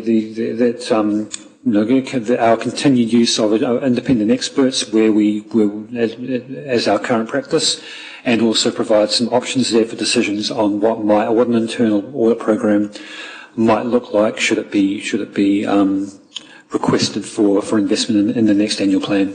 But I'm happy to hand over the mic for. Thanks, David. So the report identifies one particular assurance engagement, which is a review of operating contracts, but what you've just said and how it's written implies that there have been others and there are others planned. Earlier in the meeting you referred to PAYE, GST, those sort of reviews, and that coincides with some of the suggestions that have come through from myself and Stuart as the sort of thing that we would see as part of an internal audit / assurance program. So in terms of just talking to my proposed alternative recommendation, is that the committee asks the Chief Executive to report back to the next committee meeting, assuming there is an Audit and Risk Committee in the New Shiranium, on the proposed external assurance engagements that management is proposing to undertake, along with the budget available in terms of what is planned to be done, and that in conjunction with the committee, that work is prioritised against the suggested items that are on page 87 of the sort of things that, as independents, we would expect over a 3-year period are looked at, and a priority schedule is produced. I think the other point, and it's not specific, is that the work that management has been undertaking, that is assurance work, and I think it is important that this committee has visibility of that in terms of the findings of it, the actions and the implementation. So at the moment that is management driven. I think a significant improvement to governance stewardship would put this committee to have visibility. I certainly understand the budget constraints that council are under, and to me that's a trade-off in terms of looking at the areas that should be looked at and a risk versus reward. So if I have a seconder, that's the I don't know if it's a motion, what the terminology for it, but whatever's up on the board in terms of it. So just to recap, the intent is to, first part is to get visibility of the assurance work that management have or are planning to do. And the second part is to line that up against a potential program, and this is over 3 years. It doesn't have to be done immediately, to determine the future, maybe a combined internal audit assurance program that the committee could sign off on. So Stuart has seconded that, but I'll just pause now in terms of take other questions, either questions for David or happy to speak further to what's been proposed there. Yeah, Tanya. Thank you. And my question is just regarding the COTS, and sorry, I'm just flicking back and forth between the video and the report. I am quite concerned, as I've consistently mentioned, about significant additional costs coming on board, and especially when we haven't budgeted for that, and especially when we expect a new council to find the equivalent of potentially $120,000. My question is just for option 3. It does mention in the report, this is page 88, the costs associated with developing analytical and reporting tools would also require additional funding. So just checking, is that in addition to the $120,000? Because, yeah, as I've mentioned, and as has already been mentioned by our staff, there are already processes in place. And so I'm just wanting to really understand what we will be putting forward and suggesting, because our whole council that has been elected has consistently given our Chief Executive, our Chief Financial Officer, the whole organisation the consistent message that we need to find efficiencies. So I'd just be concerned to then go back and basically direct the chief executive to do the opposite of what we have been asking throughout this time without fully understanding what the total cost will be. So mostly that question is around, on top of the cost of employing an FTE or shared services, the mention of developing analytical and reporting tools. Yeah, I'm just not really sure what the whole purpose of that is when we already have that. So open for anybody to answer that. Thank you. David, and then I'm happy to chip in. David? Through the chair, the purpose of including that in option 3 was to highlight the difference between option 2 and option 3 should the committee wish to recommend funding for an internal audit process. If council went with option 2 and engaged a shared service provider, that would be priced in. That would be would be purchasing a service that already had a well-established analytical tools, reporting and people. Option 3 would be setting up an in-house person and would be starting from scratch on setting up those processes and those tools. So the purpose of including that was primarily to highlight the fact that option 3 would be significantly more expensive than option 2. And I think there's no support, certainly from myself or Stuart, for option 3 in terms of setting up a separate internal audit role within the organisation. I think, and going to the Mayor's question, point 2 of the alternative recommendation is for this. So there is already insurance engagements happening. There's a review of operating expenditure. The CFO's flagged that there will be a future review of, I think, PAYE or GST. I'm sure there are other things along those lines. So that's happening. So that would come back as item 2. So this committee, Audit and Risk Committee, would get visibility of those assurance pieces of work, and following that would see the results of them. Item 3 is really saying, hey, there are other things that could be done, line those up against what's being proposed, what's more important, and do a trade-off. So potentially use of, and the committee, it's pushing that decision down to the next committee when they can see what are all the internal audit, internal assurance pieces of work that management are already planning to undertake.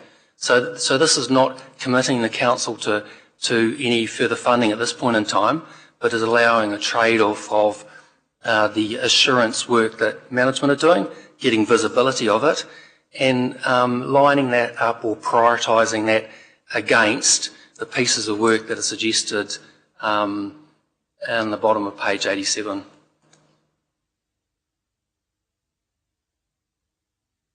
Are there any other questions, comments? Okay. Councillor Waru, then Councillor Kaipong. Tēnā koe te taumana.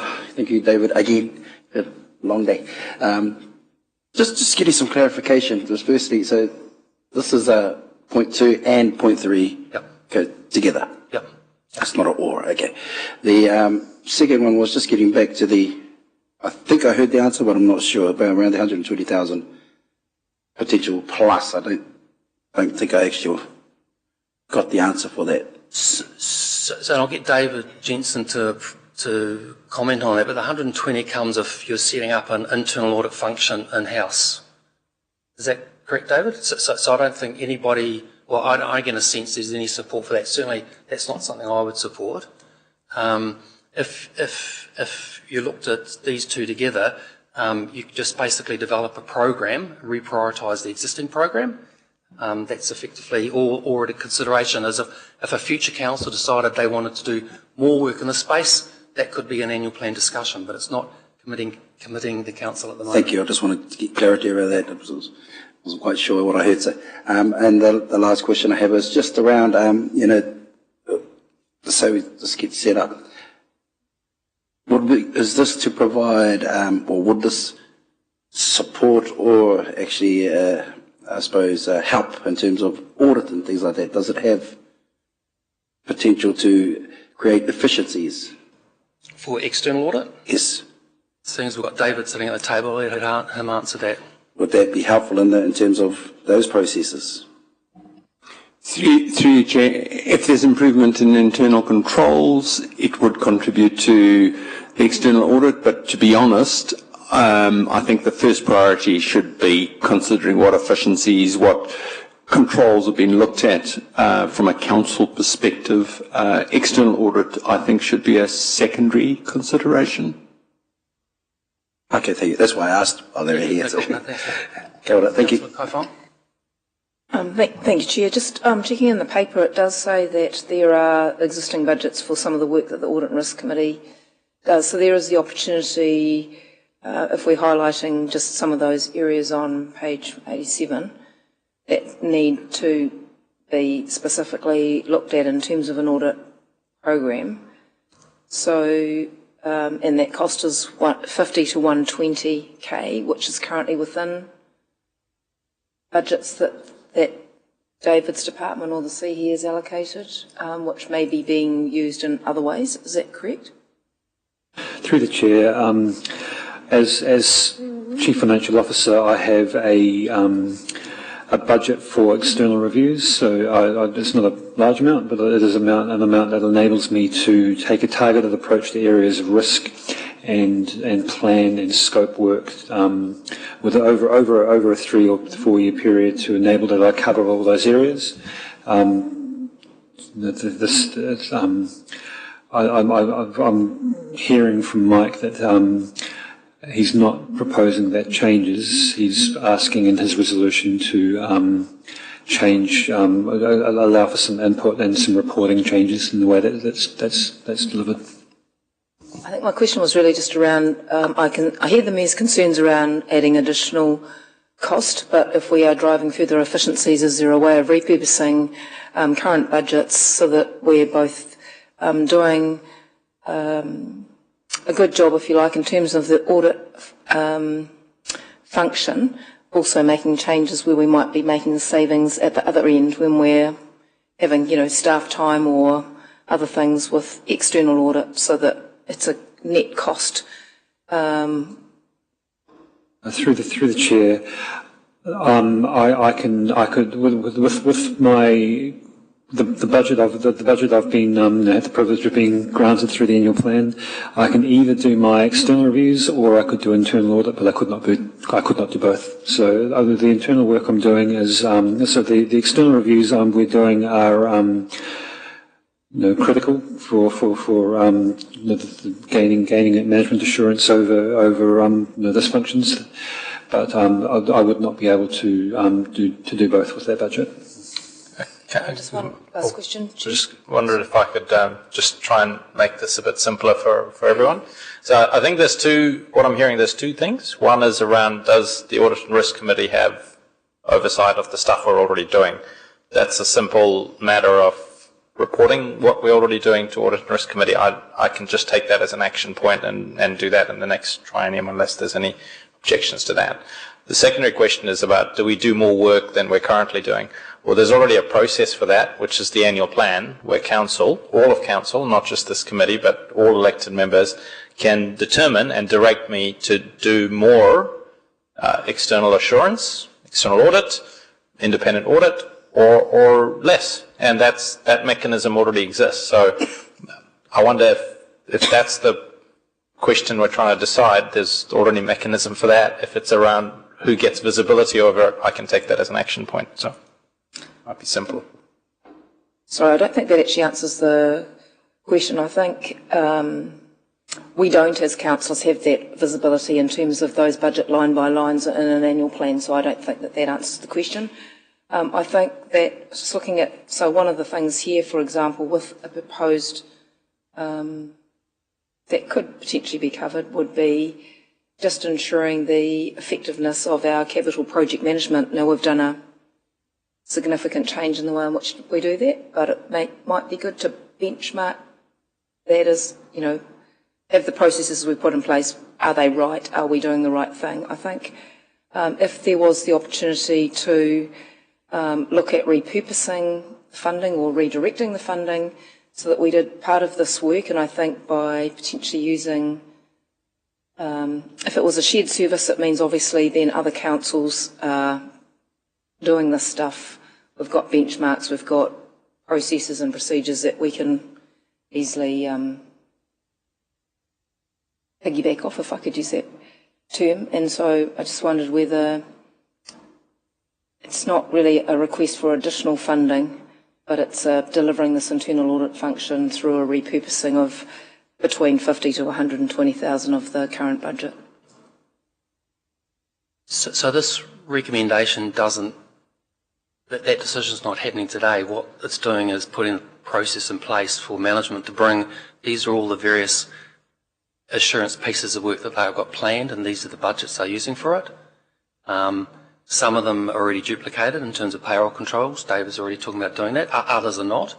And for a decision to be made around prioritisation, but if council was of the view that they wanted to do more work in this place, so let me take the capital program example you've given, put a whole lot of new policies, procedures in place, that we want to get assurance that that's actually happening effectively. That could be a piece of work council decides to do, but that would be, that's what I put specifically in conjunction with this chief executive, because I think chief executive needs to bring saying, we're wanting to do all these pieces of work for these reasons.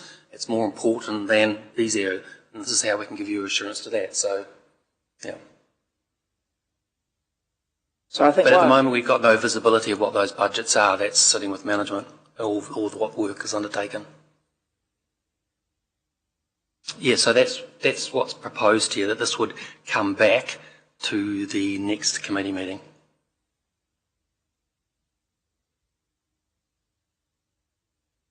So if there's no further questions, there is a mover and a second. Oh, sorry, Councillor Worry.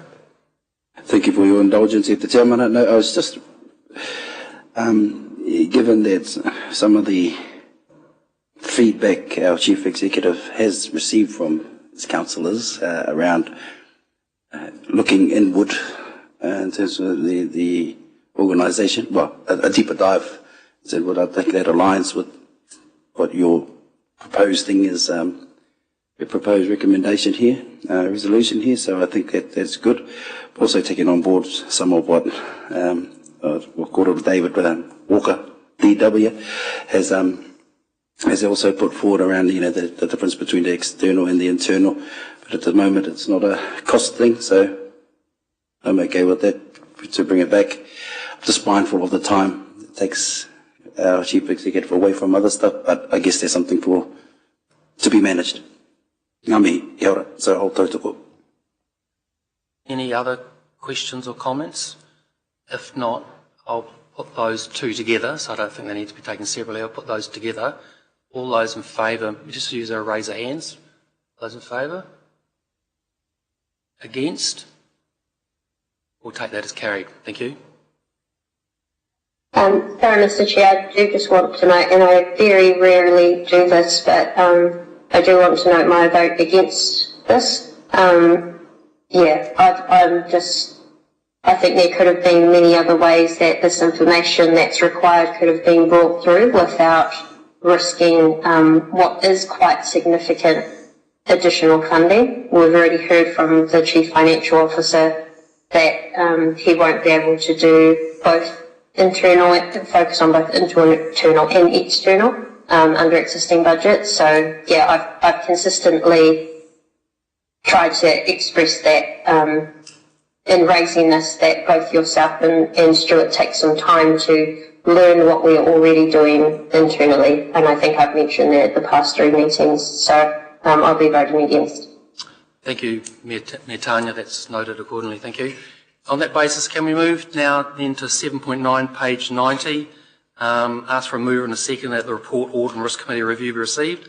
Moved by Councillor Barker, seconded by Councillor Wang. All those in favour, please say aye. Aye. Who's talking to this? Greg? Thank you, Chair, and through you. This paper brought forward today just provides the committee an opportunity to come forward with some ideas and a review of the committee. And the areas that you may want to review are aligned to the guidance from the OAG. So we've got purpose, membership, meeting frequency, delegations, work program, and secretariat support. So, Mr. Chair, I'd leave that in your hands as to how you would want to run this. But we're happy to take any comments today as feedback. Yes, so essentially, Greg, you're just looking for any feedback of points to note which can be fed through post the election for consideration. Yeah. Correct, thank you. Yep. And you've done, and to support that, we've got a paper from the Office of the Auditor General in terms of best practice in terms of getting the most out of audit and risk committees. From my perspective, the only things that I'd sort of like to suggest to consider is, firstly, in the terms of reference, we list the policies that an audit and risk committee would have oversight of. For example, the liability management policy, risk management, delegation, sensitive expenditure. So over the term, we've had a number of policies that have come to the committee. If we're establishing new terms of reference, it would make sense to identify those. Also, I think it would be, in terms of, I understand the minutes of this committee don't go to full council, which doesn't sort of make sense to me. Like, I think from a governance perspective that this committee, the minutes should go for noting to full council, so members, councillors who are not on this committee actually just see and understand the work that this committee has done. And the other consideration would be just looking at other terms of reference, review and approval of the financial statements. Like, we have the relationship with the auditor, key issues sort of come to us, but it's not within our gambit to actually get the draft financial statements and approve those before they go to the committee. It's consideration whether or not that would or wouldn't be appropriate. And an extension to that going even further would be, some councils have a finance and an audit and risk committee. It's a model used. I'm not necessarily proposing that, but that is something that could go on the list. So that's the only suggestions I had in terms of reading that, but happy to. Don't necessarily need to go around the table and get something from everybody, but certainly for others to chip in their ideas or views of things I'd like considering.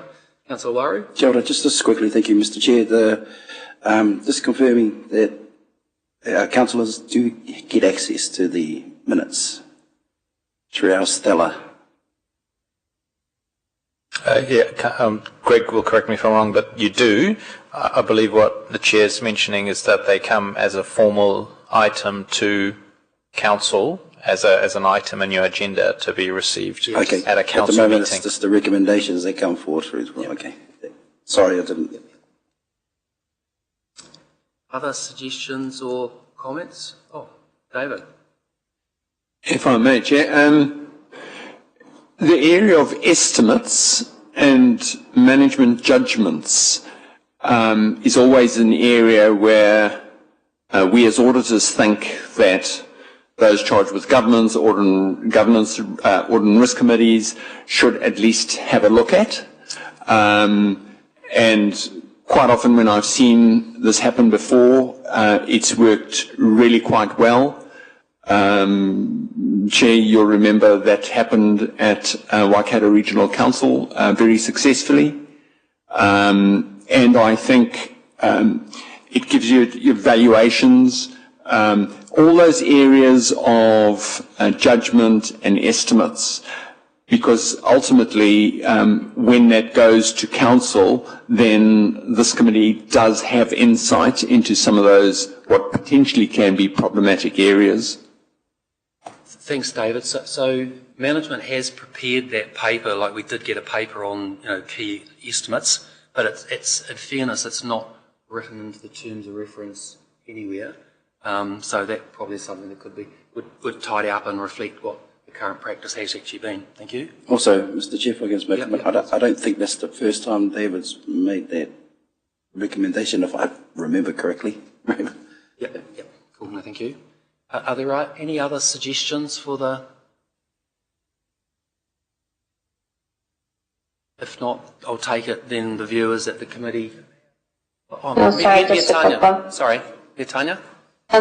We actually don't receive professional development really in this, so I just think it may be useful whether LGNZ, I think they used to run it through, whether there was some audit and risk specific training that elected members in the next term could undertake or do, whether that's something that's out there already, with our GNZ or elsewhere, I think it would be worthwhile considering, as long as costs aren't too prohibitive.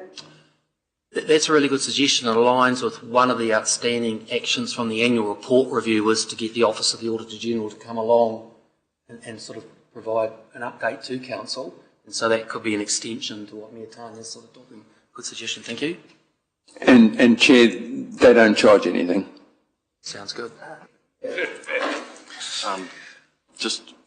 I think, and I 100% agree with that. And in terms of that, the timing is often really critical because with the new election, and whether it's mayor coming back or it's a new mayor, the standing committees, and in particular the audit and risk function, is going to be the chief executive and management and his governance team in conjunction with that mayor.